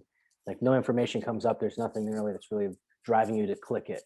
So I don't know if that's on your end when you share the link, and or how that interacts with Discord or other applications. Yeah, that's interesting for Discord, because I don't know. Yeah, I guess we haven't really tested that for Discord. I know we have thumbnail pops up on YouTube or on Facebook. In Discord, it just gives the link and then it says Flote post by Speakeasy Official. Okay. Yeah, there's no image or anything. So I figured I'd just let you know that. Yeah, absolutely. No, I appreciate that. I just need a note about it because cool. we're only I'm only one person and I can't test every single platform. So that is like helpful. If you guys see that on multiple platforms, like, please let me know so we can like immediately get that fixed. Cool. Yeah, I appreciate it. I mean, I definitely want to host the videos there and primarily use Flote as the way to drive traffic to the videos. Thank you. I'm not really even a social media guy. I just kind of got back on. I kind of took a break from everything, and obviously. How was that? I was well. Look at his beard. He grew out his beard. Of course, he took a couple months. Yes. I like it. The longer the beard, the closer to God. Isn't that the sentence? I got a couple Jesus comments. I might be the third coming. Who knows? Yeah, man, this is so fun. Thank you for having us. Like, this is awesome. Yeah, for sure. I guess we can wrap it up unless anybody else has anything they want to say. We had a great turnout, but I don't want anybody to feel like they didn't get to say anything or have any answers. I was just a little curious. When you guys get to the point where you have your own crypto, how are you going to go about mining it? Ours is going to be pre-mined and capped. So, and then the idea being that as a user, you're basically mining it from the pre-mined allocation based on the engagement that you get on the content that you post to Flote. So people will be rewarded in the Flote token? Correct. Gotcha. And so that's how it'll be distributed. And then from there, it'll build its own economy. Right. That's the idea. I had a quick question. Hey, Mark. Hey. Hey, Mark. You guys are still working on a Zoom type feature, aren't you? Like individual or group chat, if I remember correctly. For videos or? Yeah, for like videos, either like individual or group chat through Flote. Yeah, so we have we're looking to potentially like integrate with Jitsi. Yeah, because Zoom sucks. With no offense, but sorry, Zoom. But yeah, we're looking to integrate with Jitsi, which is like basically a open source and can be encrypted competitor to Zoom. But yeah, we're a little bit off on that, and I'm hoping to have that sometime this year. But it would be great. We're also looking to create like restream like features so you can stream directly to Flote and other platforms at the same time. Again, like talking about like interoperability. But yeah, to answer your question, yeah, we're that's still a hope, and I think Jitsi might be the easiest way to integrate with that type of feature, but we're not quite there yet. Cool. That's something I'm also definitely looking forward to. Yeah, we can get fully on Flote. Feature. Yeah, definitely. I mean, you have so much going on. I'm really excited. I really like that you guys are going to niching yourself as a hub. Where you can really push out to wherever you want to push out to, versus trying to just be your own personal thing. Because it's much harder to get growing with that, and to have a use case where it's just easier to post to Flote than it is to anywhere else. I mean, it's a really great use case that I don't think really anybody else has tried to capture. Well, yeah, thank you. And I think about back in the days, like with just like simple chat clients when there was like IRC, AOL Messenger, Yahoo, MSN, and all this, and they have these like. I wasn't born yet for that. No, I'm just kidding. And they Just showing my age. it used to be like where you can like, you have the individual chat clients, or they had things like, what was it, Trilio or some other ones that integrated all of them together and just made it like a very simple user interface to communicate with people across multiple platforms at the same time, just from one. And so, and I kind of miss that. And I feel like now, like with big tech, especially, they've created like these just independent silos, and sometimes there's cross platform. Well, that's because they own the platforms. And Yeah. They're just trying, like, there's no collaboration. If Facebook sees somebody doing something cool, they wouldn't reach out to them and be like, hey, let's integrate. They would just buy them. So I think the collaboration aspect is like my favorite, just because we like supporting other good companies, and it's collaboration over competition every time. Yeah. So yeah, and again, like at the end of the day, we just want to become a useful communication and payment tool for people. So I think by going with this strategy and this vision, I think makes the most sense over time. Very cool. And I think if somehow you could explore layer 2 solutions and have stable coins, that it works very easy to trade back and forth, that would be a game changer. Yep. Yeah. Gotta have the stable coins for the people that don't want to participate, or they want to participate in the fiat volatility versus the cryptocurrency volatility.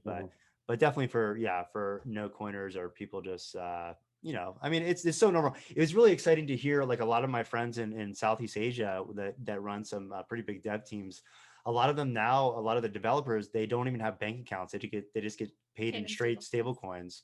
So we're seeing, and these are people that typically there aren't even like really crypto developers, but they see the use case for not having, or controlling their own finances and being their own bank. And so I think we're going to see that more and more, even just with regular people across Europe and the US and elsewhere. Yeah, especially in the free market. I'm trying to educate people all the time, and now people they're becoming willing to accept cryptocurrency. So then you can take it to the next step and explain to them how a stablecoin is built on top of Ethereum, requires a small fee in Ethereum to change it, and things are congestion and scaling is slow, and we're on our way. But it's all an educational process. So yeah, and you're doing a great job, honestly, Pat, just educating the masses. So kudos to you. You're awesome. Thank you. Trying hard. So I guess we could end it if anybody else has anything to say. Maybe one more last closing question or statement. Can I shill something real quick? Absolutely. Make sure you come to Flote Fest and you buy our Flote merch. We just got like 17 boxes of merch in that are just sitting in my living room. So we've got like hoodies, and we've got hats, and we've got beanies, and we have like the ceramic camping mugs that have the Flote Fest logo. We're just come to the Flote information booth and pick up some Flote Fest merch, because it's gonna be good. Just check it out. And if you buy a VIP pass, you get what, 10%? 10% off. 10% off all Flote Fest merch, all Flote merch. Cool. Plus access to our Flote bar. Turns out Texas has some pretty ridiculous, retarded rules about alcohol distribution. So we had to come up with a creative solution to that. So that's our VIP pass, which is $25 a day for all you can drink. That's pretty good. Yeah. If I can finish me with one quick question, unless somebody else has something. Listen, we don't have to end right now unless they want to go. We're chilling. If you don't mind me just peeking over at my laptop every couple of minutes, we're good. Okay, cool. I was just going to ask two things. One, what was the most difficult thing so far that you didn't expect was difficult? And the second thing is, what are you looking forward to the most with Flote? I think Kingsley and I have different experiences on like the most difficult thing. What was the most difficult thing for you? Probably the most difficult was fundraising in the beginning, because everyone just was like, oh, we already got Facebook, we already, they didn't see what was happening as far as censorship was concerned and coming down the pipeline. And then the people that weren't into crypto were like, well, well, why don't you just, why crypto, blah, blah, blah. And we see a lot of this too, even with, when we talk about deplatforming, I mean, people getting deplatformed as far as banking and just, or PayPal or whatever. So more people are becoming aware of this. The thing I'm most excited about, I don't know, probably everything. I mean, honestly, I'm just like right now, I'm just really focused on, I know we just announced the closing of this round, but there's the potential to bring on more investment. So I'm really just focused on that and bringing money in so that we can build our team right, we can scale right, and we can, build things simultaneously. Because you're right, we do have quite a few things that we're working on, and we want to make sure that we attack it strategically that makes the most benefit as a business and also for our users. But I think we can do it, and we're getting to the point now where our team, it's like me and our rest of our small team wearing, multiple hats simultaneously, trying to do many things. But now we're getting to a point where we can really focus and delegate on what we're best at. Yeah, which is like the transition going from that is probably, for me, it was like the most difficult, like wearing like a bunch of hats. And now it's like really honing in and being like, okay, Erin, like find what you are best at and like focus on that. And we're like, okay, Kingsley, you're best at communications with investors and focusing on bringing in money. Cool. That's your hat. You know what I mean? Like bringing on a COO and our CXO was like best thing we've ever done. Like passing off and delegating responsibility has been just the most amazing thing in the world. Also, I would probably say one of the other most difficult things is dealing with spammers. Like that was hard. We had like, for me, it was difficult because I was manning all of it. And like where there was one, like I would disable their account and then there would be like 10 more. And it was just like, it was just so difficult for me. And it just brought me to such a dark place because I'm just sitting here and they're like, I'm a shit poster. Like I can deal with shit posters, but people who just genuinely dox people and like really try to hurt people, and like cause strife in their everyday life. Like there's a difference between like fucking with someone on the internet for shits and giggles and then like actually like reaching out to people's like ex-wives and like, like just ruining their fucking lives and posting their personal information online. Like it brought me to such a dark place and I was like, oh shit, like I was not prepared for this. So like dealing with kind of like the dark side of social media, like kind of was a little difficult for me. But for me, like the most exciting thing I think is like really connecting user to user because I'm on the community side, right? So like I'm like your guys' people. So like I love like connecting people.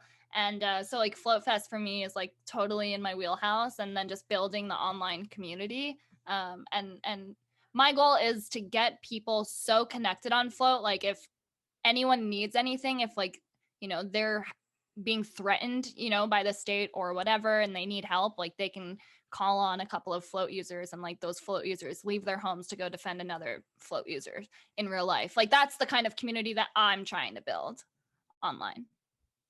I hope it doesn't get to that, but I hope not that either. you have I hope not that either. mentality. That sounds good. That's funny because when you said spam, I immediately just thought like people just like buy Viagra pills or whatever, but like it's like not that kind of spam. You mean like serious dark shit. Dark shit. So I haven't thought Like, about luckily- that. But like, is that a thing you've had to deal with? Like the CP or like fucking like people placing like dead people videos and like people like murder video, like that kind of like really, that's like, because you hear about like the Facebook or YouTube content moderators, which like they're getting straight up PTSD having to sift through this shit. Like that's, I guess, fortunately, knock on wood, we haven't had to worry about that yet. Yeah, it hasn't been that bad yet, luckily. But now it's it's just about learning and then building automated tests and technology to basically capture that stuff before it hits. So but yeah, it's definitely been a learning experience. I think we're lucky in a way that we came after Gab and Parler because, and even like platforms like what is it, Vote or Voat or whatever it is, the Reddit alternative, because I think a lot of those more toxic communities that that just they exist out there. This is the internet. They kind of migrated over there because those are kind of the first movers, and so we've been able to kind of more capture just mostly like crypto enthusiasts. We have gamers, we have some musicians, anyone really from, anarchist, voluntarist, libertarian to like a Trump conservative conservatives. is kind of like understanding. And initially when we launched too, I was kind of very careful with like the words that I use, because we still want to have like an open tent, right, for anybody to be able to come and share their ideas and communicate with other people.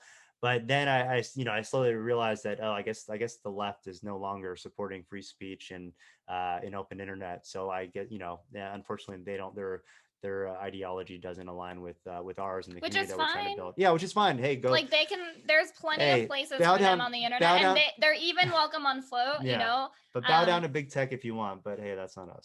It was so funny. Like someone joined our Telegram channel, and they asked like a bunch of questions about Flote, and they're like, "Well, what if this user posts something I don't like?" And I'm like, "There's a block button." And they're like, "Yeah, but what if it's like, well, what if it really goes against what I believe?" And I was like, "Yeah, no, there's a block button." Like, I don't want to hear about what like bothers you. Like, unless it's like a serious like against the law issue, then reach out to me. But like, if someone is just deeply bothering you, like, just hit the block button and call it a day. It's like, and he just couldn't get past it. He was like, "Well, what if they say this?" And I'm like, "That's still not against the law." And right.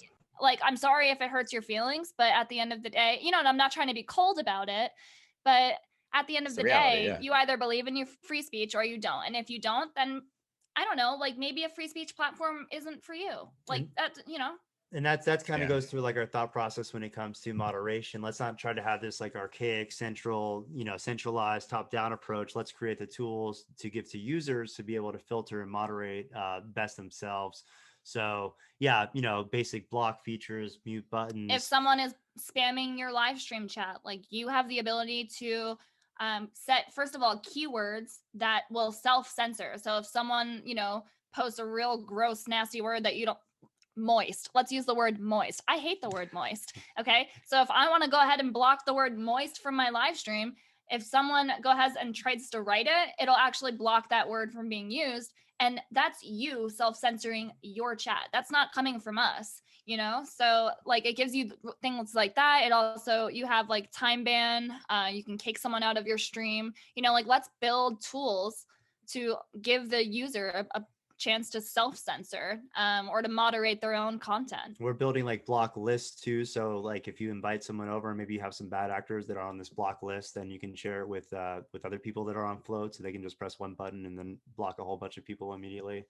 So just things like that, kind of thinking a little bit outside the box, but nothing really. Is there any community moderation or like public or private kind of people that are kind of like a little bit like, okay, we trust this guy's call or who, whatever, anything like that? Well, there's a list feature, but as far as like community moderation, well, we have some trusted people that are, that have been on the platform for a while. So if they bring something up to us, then we'll, we may look at that first, because it's more manual though. Okay. Yeah, more manual right now, but yeah, again, creating just like automated stuff for the future is really the goal. Can we talk about kind of our thoughts on like the reputation-based verification system?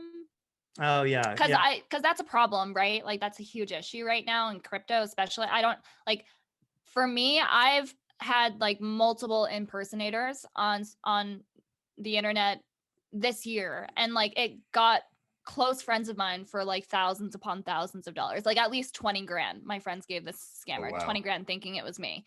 Don't get in the business of scamming, guys. It's just not moral. But so like we obviously see the reason why verification is a thing, however, Kingsley and I are actively and openly voluntarist. We don't want to collect government IDs on our platform. Like that's not something we want to be responsible for. Two, like fuck government IDs. And we also don't want to treat it like the Twitter blue check mark, where it's more of like a status thing, right? Versus where it should just be your verifying your identity, right? So so we're looking to mimic a lot of what like Keybase does, for people that know Keybase, where you have your Flote identity and you can connect it to other social profiles. That we all have social profiles that have been around for years, if not a decade. And so if there's ways where you can basically verify those and connect them to your Flote identity so that you can have a bunch of different profiles that are linked to your Flote accounts.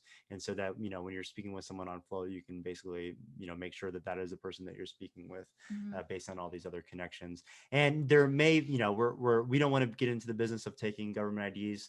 But when it comes to like businesses and stuff like this, there may be a need for that. So there are third-party providers that can give us API access so that, hey, maybe we can plug in their technology, and then you can verify it through this third party, and then we can still sync it up to your Flote account. So that's kind of the idea of like this like new kind of online decentralized idea that doesn't have to be government. Yeah, that or even just like X people I know vouch for this person, or so like almost like a vouch kind of a platform. I feel like something like that works. Exactly. Like 90% of the time, I would think. Yep. So there are solutions to that big rampant issue, because it definitely is a big issue in the crypto space right now.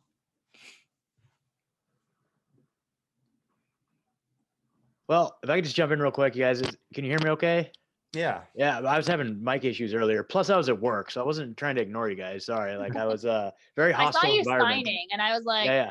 I don't understand sign language, but this guy's on it. I was like, yeah, but no, I was like, maskies everywhere, dude. I had to keep it on the down low. But anyway, just a huge fan of you guys. Like, I just love what you're doing. Like, it's just revolutionary, I heard you guys talking about like being outsiders in Silicon Valley, you know what I mean?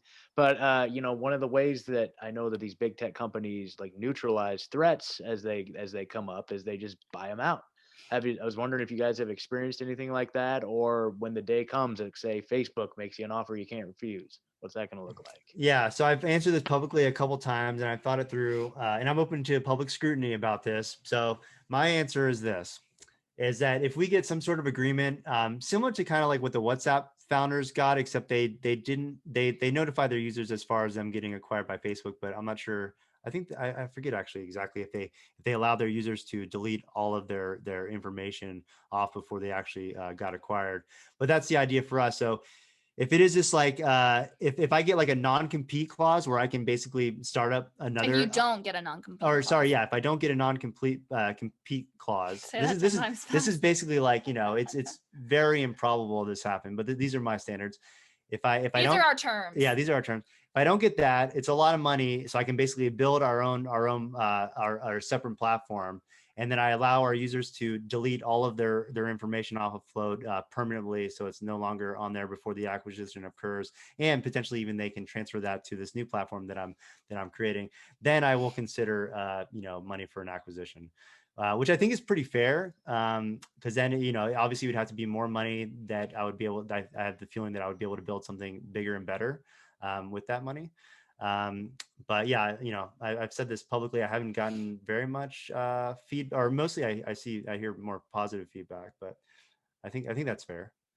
Oh yeah, absolutely. I think it's great, guys. And like I said, just innovating in whatever direction it ends up going, just the fact that you're innovating, taking steps in this direction is just so admirable, and just like mad props. Much respect. Thank you. Thank you. Appreciate it. Yeah. Look, ultimately, like we're building because we want to help people, and if we do make money in the process, then, we're going to use that money to continue to help people. I just think that's like our ethos, and that's what we believe in. And, like Kingsley and I've had conversations about like, okay, like what if this does get big? What if we do get, Bezos money, whatever, like what would we do with it? When?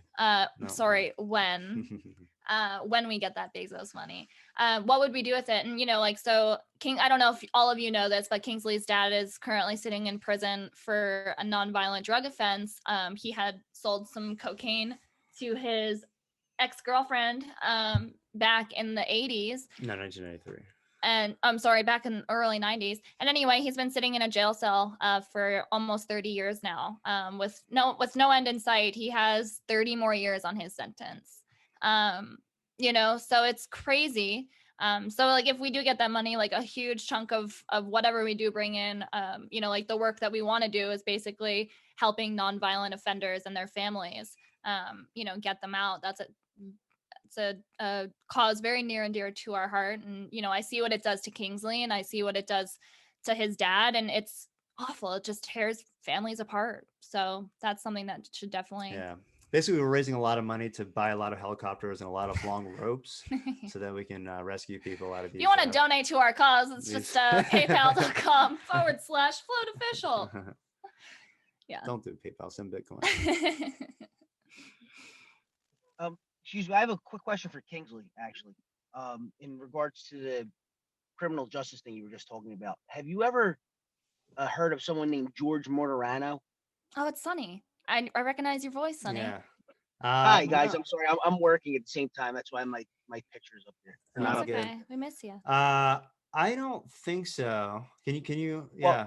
Well, the reason I say that is he was the longest serving first time non-violent offender in the federal system. He ended up serving 30.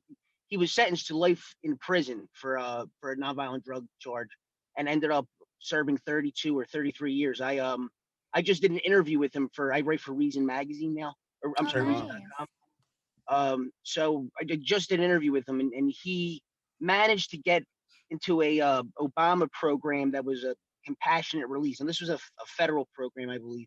But if he might be someone that would be good for you to touch base with, because he kind of, as since he's been out, he makes the rounds and tries to help people with their cases, and I know he's interested in Ross's case as well. So I mean, just as an aside, after this, if you would like his contact information, I mean, I don't know what your situation is with your father. Not trying to ask for specifics, but he might be someone you would be interested in speaking with. Yeah, That'd be no, amazing. yeah, absolutely. Yeah, he's unfortunately it seems like it would be easier if he was in the federal system. He's in this Florida state system right now. But yeah, any contacts, anybody on this call, please. We thought that he had a really good chance of getting out last September. And he had a meeting, it was a big clemency meeting, and even my grandmother, his mother, and his sister, my aunt showed up, and they basically laid out this, the case of, okay, I mean, it's crazy to me to think that these people would look at his file and be like, nope. Yeah. Denied. So they actually didn't deny him, but they said that they needed more time because obviously I guess through their pea brains they have to think more thoroughly through the fact that this man is sitting in prison for 30 years, wasting taxpayers $30,000 per year, and just he's a very smart guy. He was sold drugs back in the early 90s, and it is all nonviolent. And the fact that he's still sitting in there to this day is maddening. You could say it pisses me off. But we're getting closer. I will say that, and we're making progress. We just need the stupid governor to all we need is yes. his okay. Yeah. All we need is his signature to basically just get Michael out of prison. That's all. And they basically said we need 2 weeks to make a decision. That was back in September, and government. And it's almost March. So thanks, Ron DeSantis. Yeah, government 2 weeks. Well, I mean, it's something that's kind of near and dear to my heart. I have family that are currently going through things in the criminal justice system as well. So I understand where you're coming from in terms of the frustration just with the system itself. Yeah. And I just, not to like plug my own thing, I just wrote an article that came out today about the effects that these sentencing have, particularly on older prisoners, because we have the actual number of 55 and older prisoners, and it's gone up by 280% since the mid 90s when violent crime was kind of at its peak. And even though violent crime has been steadily going down, people with either life sentences or practical life sentences, like 60 years, something, things like that, where they don't have a reasonable chance of coming home, or a small one, it's like 30% of life sentences are older people like that. And people, they age quicker, they tend to get cancer and arthritis and dementia and all these other things at a significantly higher rate than the general population. I mean, because that's not an appropriate place to age. Yeah. So I don't know. It's something I'm just very passionate about, and I empathize with your situation. Well, plug yourself, Sonny, because don't definitely be proud of what you're doing. I definitely am, and however King and I can can help you, like whether it be promote your articles, post them on Flote account, whatever, let us know, because what you're doing is important, and that's definitely a great article. So if you could actually send that to me, I'll share it everywhere. Thank you. I appreciate that. Yeah, thank you. Nicole, has anyone ever told you that you look like Lily Forrester? Like you guys could be sisters? I've never heard that. I don't know who that is either. She's like my favorite like agorist who lives down in Mexico. Her name is Lily. Lily Forrester. Lily Forrester. I'll look. Oh, she made some really cute, what was it? What do you call those? Crop tops. Crop tops. She Yeah. like, was it crochet? Mhm. She crocheted. She made a top. Those too. are really cute. She is yeah, she's just kind of like a Jill of all trades, and like she's actually on the run. I read that post. Yeah. So yeah, she's great, but you guys, I swear, like I look at you and I'm like, oh my God, that's like Lily. That's funny because this morning we were talking about buying land in Mexico and setting up a place where we could start having retreats and having like our own like little anarchy place to get going, because we've been in Washington for like 3 years, and with all the rain, it's like we want to get back to the sunshine. And then with the US, the things that are going on, it's like, where can we go that people are actually still normal? Yeah. I don't know if they're normal there. Flote Fest. Yeah, Flote Flote Fest is Fest. the answer. Yes. If we didn't have ducks at the moment, we would be driving down there. So We get that. We have a zoo here. So we have a pit bull, a Doge dog puppy who is a nightmare, 2 cats, and we just had a kitten. So we feel one kitten. Yeah, just one. Just a single kitten. we got a couple lap warmers, and then we Aw. have 8 ducks. Oh wow. Shill your pets, guys. Let's do this. I could do Just this show all Flote day. too. We're live streaming on Flote actually. Nice. Oh, nice. There Thank you. Awesome. Well, cool, guys. This has been so fun. Oh, Carmen's in the house. What up, everybody? Sorry I'm late. I'm in Mexico right now. Cool. You're in Acapulco, One more Mexico. place where the masks aren't fully strangleholding. They are in like the deep cities, but as soon as you get out of the deep cities, it's all good. You know, you can go out and eat with like a group of people that's like above 6 or 8, which is nice. We've been having gatherings on the beach, and like Mexico is like so over this because you know they didn't have too much money to begin with, but now that like coronavirus is trying to smash their economy too, and when I say coronavirus, I mean the lockdowns. When that's trying to smash their economy too, they're like, dude, like we can't, you know, we're already on a thin string. So they're like they have a more entrepreneurial look at it, and they're like, well, you crazy gringos that aren't scared of this virus thing, you guys want to make a deal? And we're like, fuck yeah. And things are popping off down here. It's like, it's magical how spontaneous everything's happening. Like people are just getting like mansions and shit, and like musicians are just coming in from left field. It's pretty cool. So, and it's cool that like Flote Fest and Acapulco and all that are connected. I literally was at a meeting with Catherine today by chance. Like she just showed up at the house that I'm living at, and I was like, oh sweet, I'll sit in on this. But like it was all fucking cool, and I gotta congratulate you guys on everything that's happened. Your sponsorships, getting Sam Tripoli was awesome. All the stuff you guys are doing is great. Thank you. One question about Flote and Flote's future. You guys ready? Shoot it. Ready. All right, so you know, me and Pat, we do the channel. Me, Pat, and Sonny all do the channel, and like we're trying to take over on the video spectrum. And I want to know what you have in store, or what your vision is for video on Flote's platform. Like, how will like video content creators make their way onto your platform and have success in the future?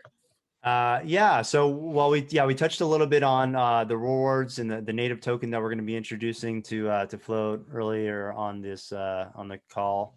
So that's one way. We're also going to be integrating more advertisements. But one of the cool things about our advertisements is that, for instance, for like a video advertisement, it could be shown on your video, and you will get 100% of that revenue from that video ad. So whereas, you know, YouTube takes 45%, Twitch takes up to 50%, et cetera, et cetera.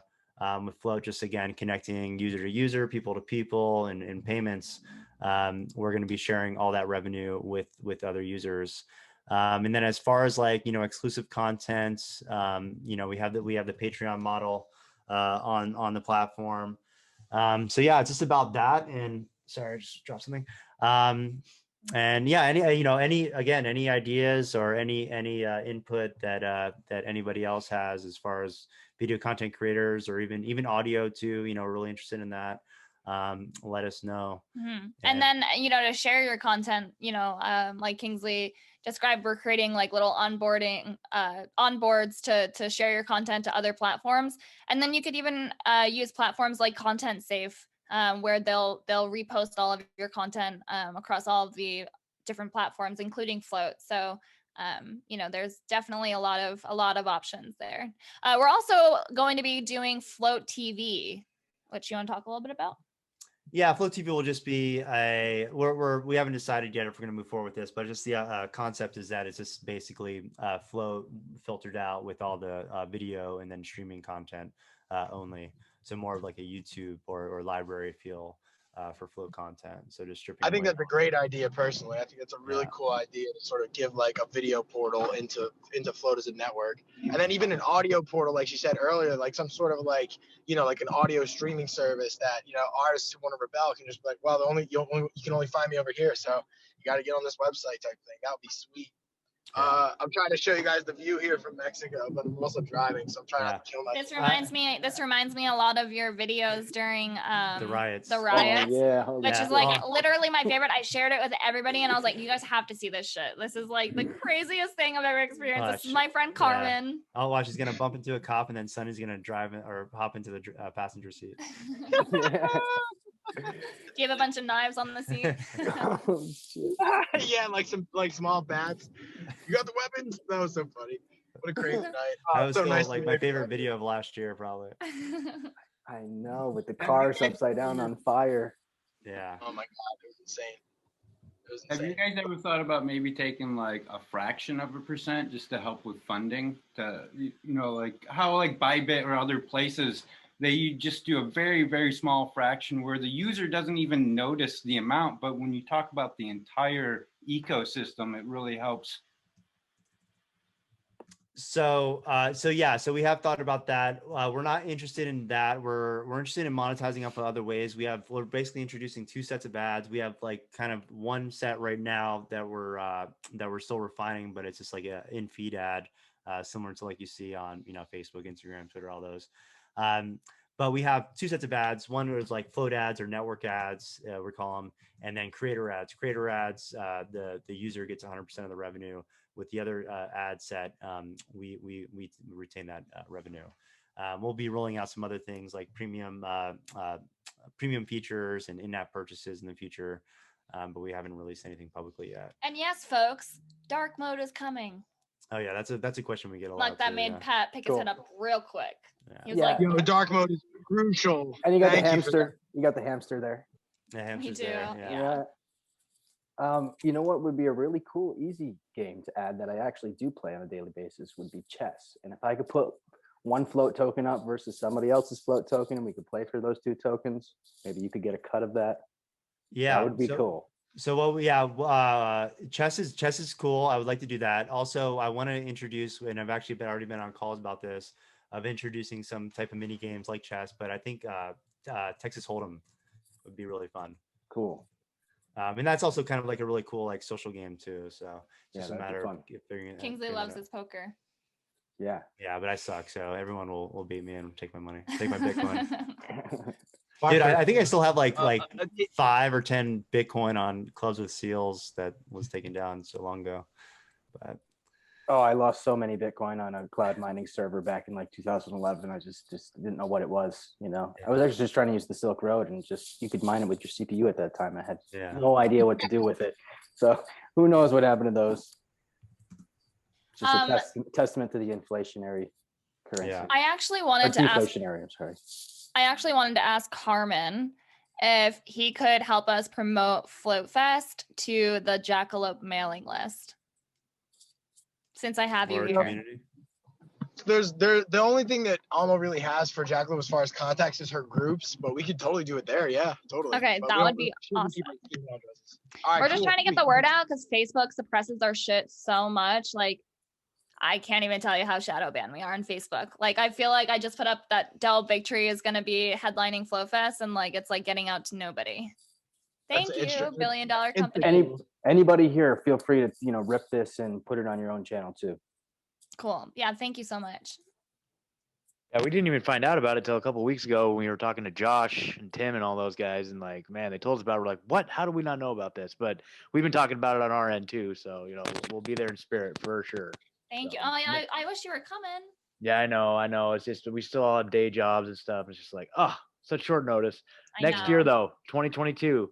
Yeah, we'll Hell be yeah. there, dude, for sure. And it's all going to be on Flote because everyone's going to be on Flote next year and Yep. not Facebook. So Exactly. everyone will know like way in advance because Facebook won't hide the information from you. Absolutely, man. Facebook will still hide it, but everybody will be over on Flote. If we get to the point where everybody is on Flote, I would rather pay $10 a month to not see ads, by the way, than That's like, gonna be so that'll be like just an a thought. that'll be like part of Flote Plus. So like you'll have the option. Yeah. I am going to get going though, because I want to get the last remaining sun here and walk the dogs out, unless anybody has any remaining questions for me. I don't know, Erin, you can stick around if you want. Also, I get a little antsy after sitting down for like 2 hours or so, but. Yeah, I think I'm gonna head off because I do have some work I have to get done today. But folks, this was awesome. I'm so happy we got to do this together. If you have any questions, also Flowey, I saw you're drinking wine from the bottle. You're my spirit animal. I do that all the time. Yeah. Oh, Airdinger, yeah. Nice. So I hope to see you all at Flote Fest. And if not, then maybe just continue to have a great online relationship until we meet in person eventually. Thank you so much for coming on. Maybe you'll come on in the future. Let us know the progress that's happening and wish you the best. Much love. Thank you. Love y'all. All right. Good night, everyone. Thank you, guys. Catch you over in the Discord. The link is hackerheart.org. Peace. Peace. Love it. Peace.